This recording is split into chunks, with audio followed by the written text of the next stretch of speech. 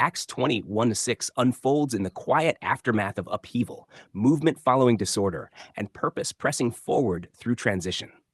The uproar at Ephesus had subsided, and what remains is not chaos, but continuity.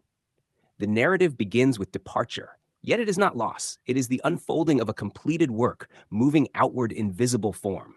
Paul calls the disciples to himself, embraces them, and departs for Macedonia. This moment is not merely logistical.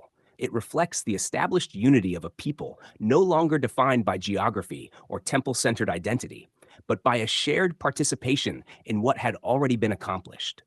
The embrace signifies completeness. Nothing lacking, nothing pending. There is no hint of uncertainty in his leaving, because the foundation had already been laid in fullness. As he travels through those regions, offering much encouragement, the language itself reflects a strengthening in what is already true, not an urging towards something yet to be attained. The encouragement is rooted in affirmation, a reminding of a reality already secured. When he arrives in Greece and remains for 3 months, the time is not marked by striving, but by dwelling, abiding in the established truth of what had been fulfilled. The plot against him, which alters his travel plans, does not disrupt the purpose. Instead, it redirects the path while leaving the substance untouched. His intention to sail to Syria is changed, and he returns through Macedonia. Even in this, there is no sense of delay in fulfillment, only the movement of one who carries a message already realized, not one awaiting completion. The companions listed, Sopater of Berea, Aristarchus and Secundus of the Thessalonians, Gaius of Derbe, Timothy and Tychicus and Trophimus of Asia, represent more than traveling associates. They are the evidence of a unified body drawn from diverse regions, no longer separated by covenantal boundaries. Their presence together testifies that what had once divided Jew and Gentile had been fully resolved. They do not journey toward unity, they embody it. These men go ahead and wait at Troas, while Paul remains behind briefly in Philippi during the days of unleavened bread. Even this mention of the feast carries quiet significance. The observance lingers in the narrative, yet it does so in a world where its meaning has already reached fulfillment.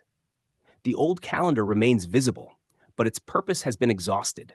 What was once a shadow has given way to its substance. After the days of unleavened bread, Paul sails from Philippi and joins the others at Troas within 5 days, staying there for 7. The precision of time and movement underscores not anticipation, but order. There is no urgency about an unfinished promise.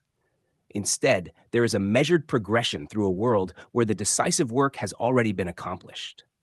Throughout this passage, the emphasis is not on what must still occur, but on what has already been secured and is now being lived out across regions and peoples. The gospel moves, not as a message striving toward fulfillment, but as the declaration of fulfillment itself. The travels, the companions, the changes in direction, all of it reflects the outworking of a completed reality.